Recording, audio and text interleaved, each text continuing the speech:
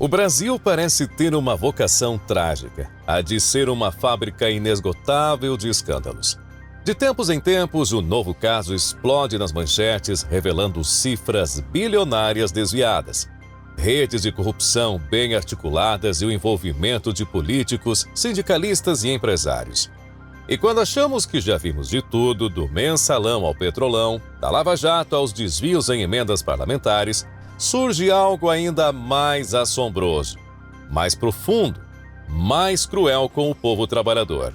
Estamos falando de um esquema que atingiu diretamente o coração da Previdência Social, o INSS. Um golpe monumental de proporções históricas. Enquanto milhões de pessoas aguardam por suas aposentadorias, seus auxílios, seus direitos básicos, bilhões de reais desaparecem. De um lado, desvios que somam mais de 6 bilhões de reais para sindicatos, muitos deles ligados ao próprio governo, incluindo um comandado por Frei Chico, irmão do presidente Lula. Já do outro lado, um rombo estimado previamente em até 90 bilhões de reais, com fraudes, com empréstimos consignados, beneficiando uma elite que opera acima da lei.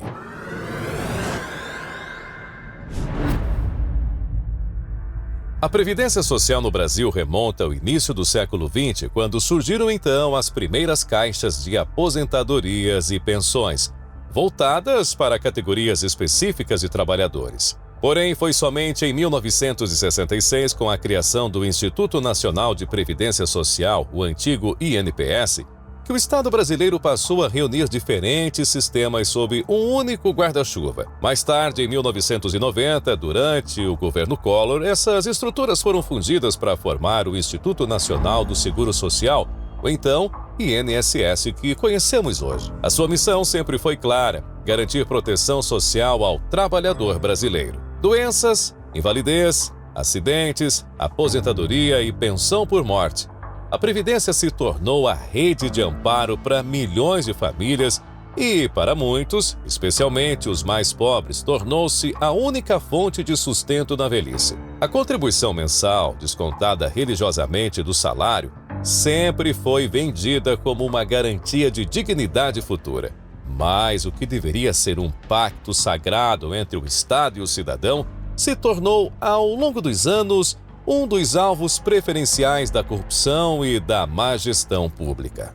Fraudes como aposentadorias fantasmas, benefícios indevidos, falhas nos sistemas de controle, servidores coniventes com quadrilhas organizadas e esquemas de corrupção envolvendo atravessadores e até políticos. Tudo isso manchou a credibilidade do INSS. Diversas operações da Polícia Federal, como as Zelotes, Sertão, Gabarito e Flagrante, expuseram esquemas que movimentavam milhões em detrimento da população mais vulnerável. A Previdência, outrora símbolo de proteção, foi sendo lentamente corroída por interesses espúrios.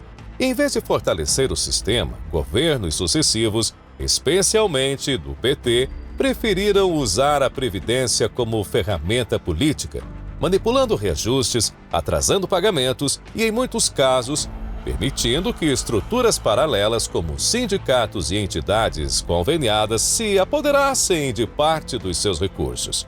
O resultado, ele não poderia ser outro.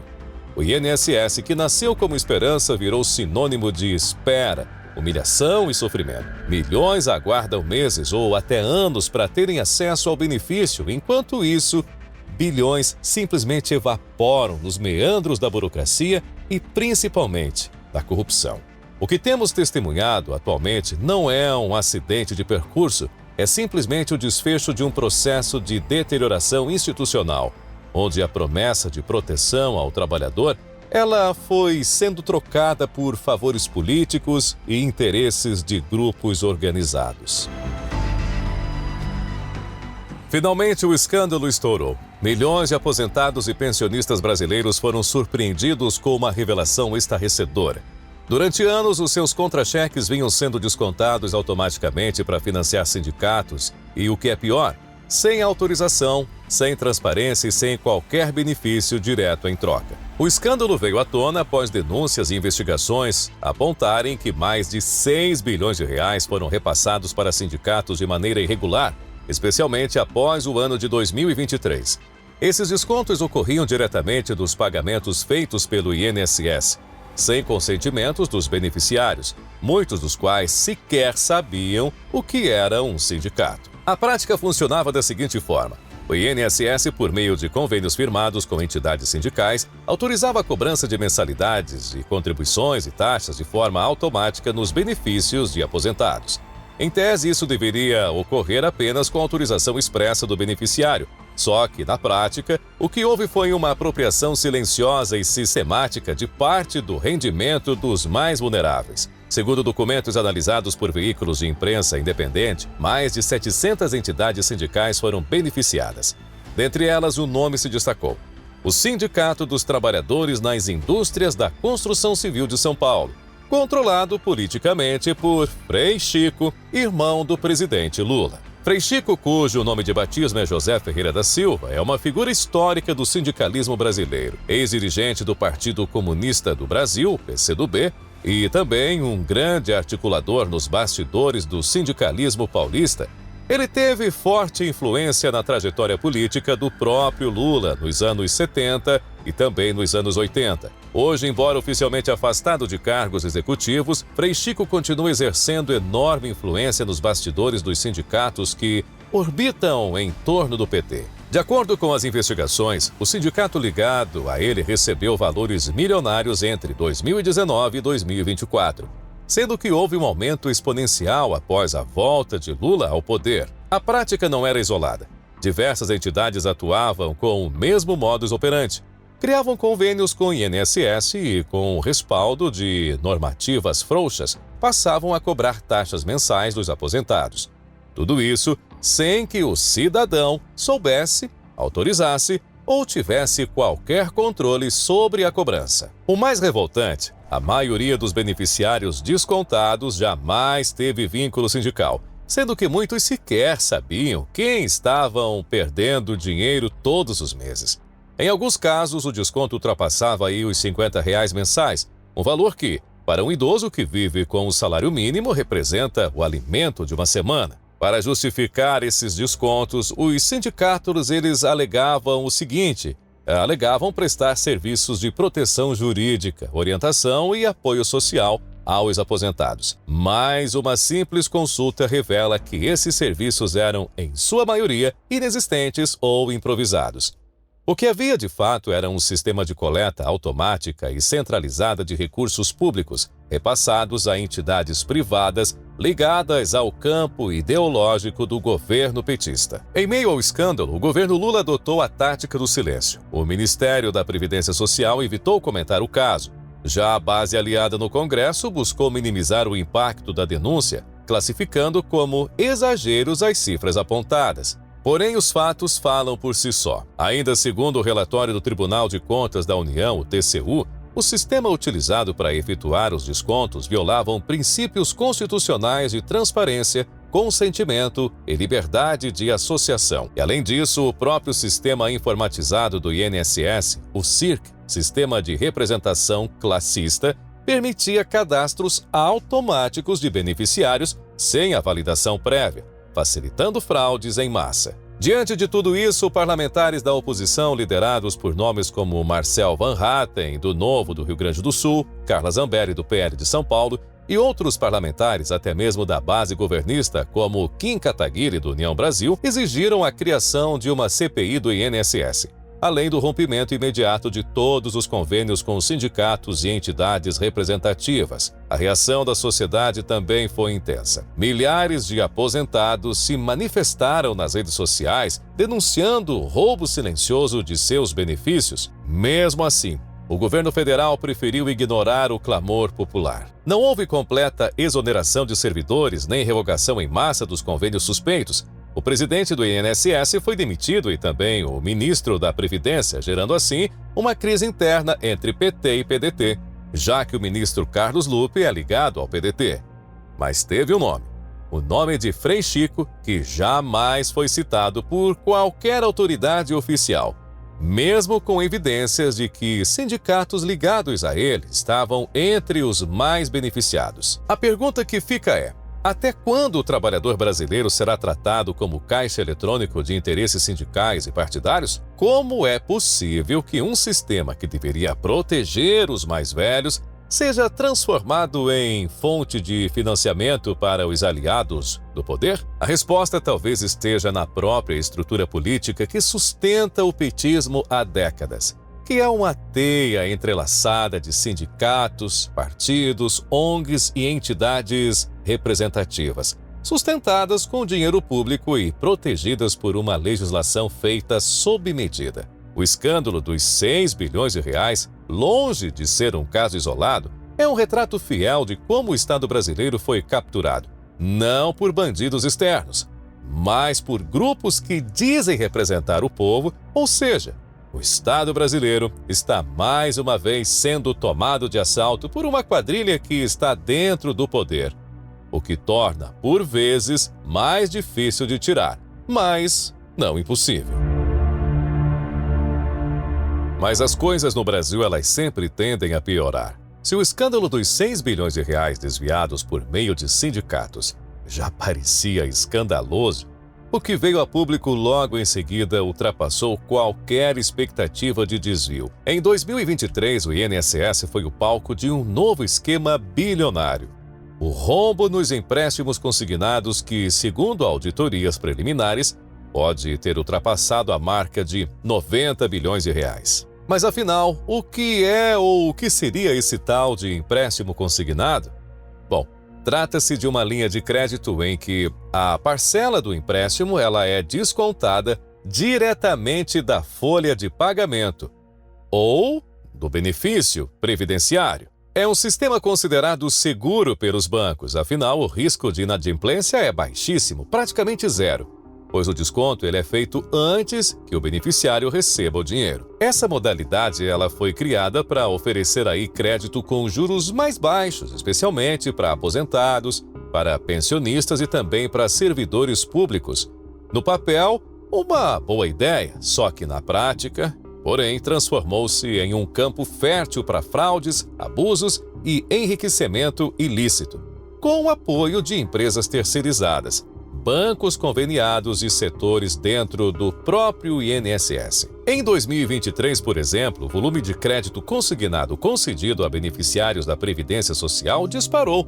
Somente naquele ano, segundo dados do próprio Ministério da Previdência, foram movimentados mais de 140 bilhões de reais em operações. Porém, o que chamou a atenção foi o crescimento atípico e desproporcional dessas concessões, sem lastro em análises de crédito reais e com indícios claros de fraude. Empresas conveniadas ao INSS, muitas delas criadas especificamente para intermediar esse tipo de operação, elas passaram a aliciar idosos por telefone e também até por WhatsApp, oferecendo empréstimos que eles nem compreendiam. Em diversos casos, o valor total do empréstimo era acreditado sem aviso e os descontos já apareciam no mês seguinte, mesmo sem assinatura ou ciência do titular.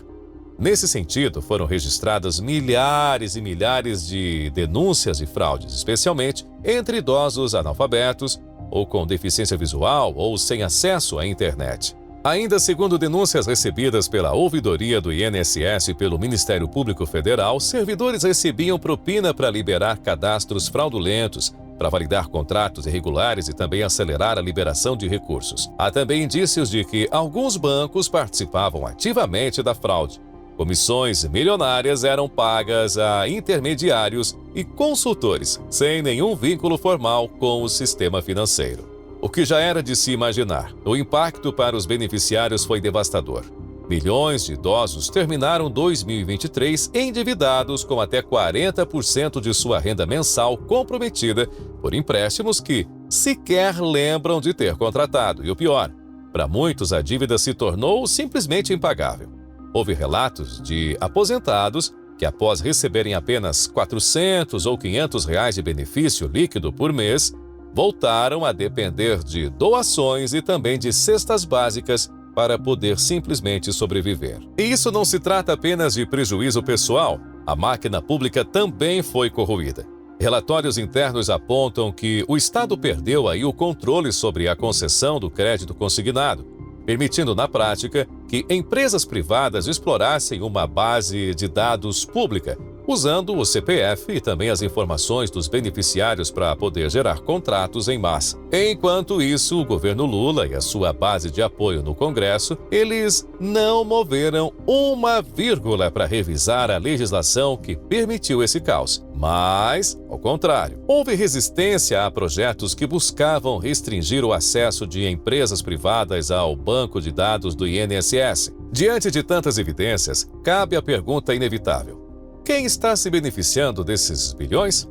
Quem são os verdadeiros operadores por trás dessa teia de fraudes que esvaziou os bolsos dos aposentados e drenou os cofres públicos? Ainda não temos todas as respostas, mas os rastros da corrupção e o silêncio do governo apontam para um sistema que, mais uma vez, não serve ao povo, mas sim aos interesses dos aliados do poder.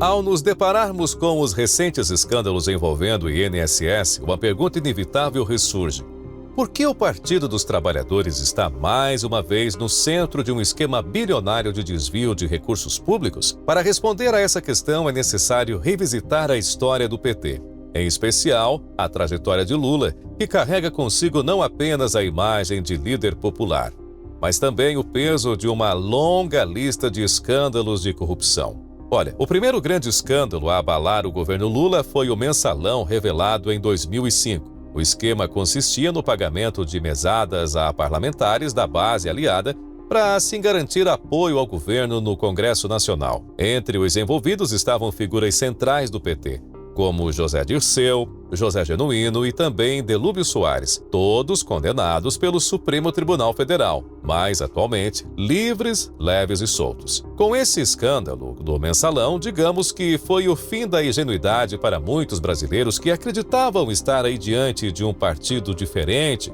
de um partido ético e comprometido com os interesses do povo. O mensalão, ele desnudou a prática da corrupção institucionalizada como método de governabilidade petista. Chegamos então à Lava Jato, que até então era o maior escândalo de corrupção da história do Brasil. Uma década depois do mensalão, descortinou-se o escândalo da Lava Jato, que viria a superar em magnitude a gravidade do mensalão. Esse escândalo foi descoberto em 2014. O esquema envolvia propinas bilionárias pagas por empreiteiras a políticos e também diretores da Petrobras, além de lavagem de dinheiro e evasão de divisas. E pasmem vocês, mais uma vez o PT foi o protagonista dessa série de horror e corrupção. Inclusive, diversos de seus dirigentes foram presos, incluindo Lula, que chegou a ser condenado em 3 instâncias e foi parar atrás das grades. Na época, o juiz federal Sérgio Moro classificou o esquema como um modelo de governança criminosa, no qual as instituições estatais elas serviam como instrumentos de enriquecimento ilícito para uma elite política partidária. Embora posteriormente a condenação de Lula tenha sido anulada pelo Supremo Tribunal Federal com base em questões processuais e não por inocência de mérito, deixar bem claro isso: os fatos da Lava Jato continuam documentados. Os delatores, eles continuam vivos e os bilhões desviados continuam sendo resgatados em acordos de leniência. Mas os escândalos envolvendo o PT, eles não pararam por aí. Outro capítulo sombrio da história brasileira foi o uso político do BNDES, o Banco Nacional de Desenvolvimento Econômico e Social, durante os governos petistas. Enquanto o Brasil enfrentava recessão, inflação e desemprego, o BNDES liberava bilhões em financiamentos subsidiados para obras em países ideologicamente alinhados ao PT, como Cuba, Venezuela, Angola e Nicarágua. Empresas, ou melhor dizendo, empreiteiras como a Odebrecht, envolvidas até o pescoço em corrupção, receberam recursos astronômicos. Esses contratos quase sempre secretos geraram prejuízos bilionários aos cofres públicos. Alguns desses empréstimos jamais foram pagos e hoje são classificados como calote diplomático. Mas aí chegamos em 2023, o retorno de Lula à cena do crime, como disse Geraldo Alckmin em 2018, mas que então, em 2023, voltou à mesma cena do crime como vice de Lula. Após então a anulação de suas condenações, Lula voltou à cena do crime, ou melhor, ao poder em 2023, vendendo um discurso de pacificação nacional, de reconstrução democrática e também de combate à desigualdade. A retórica era polida, cheia de promessas e esperanças para os mais pobres, mas a prática está longe do discurso da campanha. Logo nos primeiros meses, o novo governo já acumulava denúncias de tráfico de influência, loteamento de cargos, escândalos em estatais e agora este rombo bilionário do INSS. Frei Chico, irmão de Lula, figura conhecida nos bastidores sindicais, foi apontado pela imprensa como um dos beneficiários do esquema dos 6 bilhões de reais em descontos compulsórios nos contra-cheques de aposentados. Antigos aliados do Mensalão e da Lava Jato voltaram a ocupar espaços estratégicos.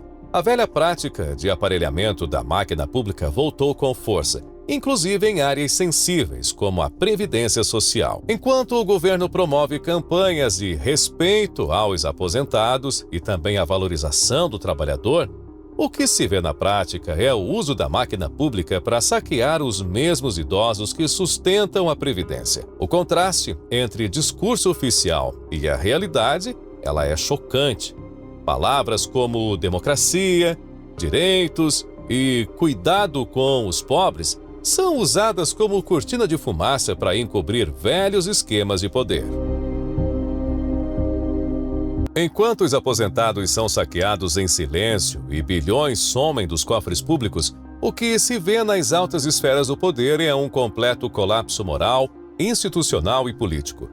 Não houve, até o momento, qualquer ação concreta do governo federal para investigar ou para punir de fato os envolvidos nos escândalos do INSS. Houve apenas a demissão do presidente do INSS, sujeito indicado pelo então ex-ministro da Previdência, Carlos Lupe, que a muito custo também acabou sendo demitido. Porém, nomes não foram afastados e nem investigações internas anunciadas até o momento. Mas, pelo contrário, o Palácio do Planalto escolheu o silêncio como resposta.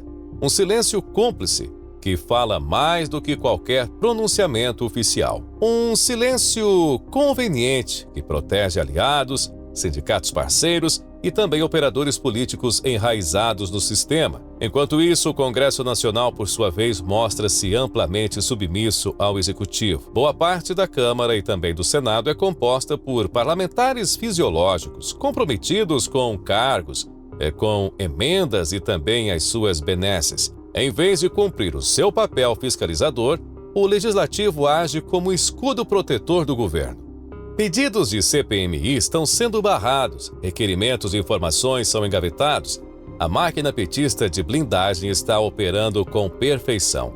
E a impunidade, mais uma vez, corre solta. Mas a engrenagem da proteção não para por aí. A chamada grande imprensa, a mesma que dedicou páginas e editoriais inteiros ao combate à corrupção durante a Lava Jato, agora simplesmente se cala, silencia por conveniência política ou por alinhamento ideológico ou mesmo por dinheiro. Quando noticia os escândalos, o faz com timidez, sem manchetes de impacto ou cobranças enfáticas e o pior, muitas das vezes culpando governos anteriores por algo que está acontecendo nesse governo. É como se o roubo de bilhões de reais da Previdência fosse apenas um pequeno detalhe administrativo. Não se vê editorial cobrando responsabilizações, não se vê repórter pressionando ministros, não se vê apresentador exigindo CPI. A indignação seletiva da velha mídia aliada a interesses comerciais e políticos se transforma em um escudo adicional para os que saqueiam o Estado. E assim, com o silêncio de uns, a cumplicidade de outros e a passividade das instituições, a corrupção, ela continua correndo solta nos corredores de Brasília. Os mesmos de sempre seguem intocáveis e o povo, como sempre, paga a conta. Enquanto Brasília se cala, as ruas começam a falar e o que elas gritam é dor, revolta e indignação. No campo político, deputados como o deputado Marcel Van Hatten, Marcon, Carla Zambelli, Nicolas Ferreira e outros são algumas vozes a falar sobre o caso, especialmente o deputado Nicolas, com mais um vídeo impactante, daqueles para furar a bolha, explicando de forma didática toda essa trama de corrupção envolvendo o INSS. Vídeo esse que, em poucas horas, ultrapassou aí a casa dos 100 milhões de visualizações. Não dá para ficar calado em meio a tanta corrupção. São milhões de brasileiros que, depois de uma vida inteira de trabalho, veem o seu suor sendo transformado em combustível para sindicatos corruptos e esquemas fraudulentos de consignados.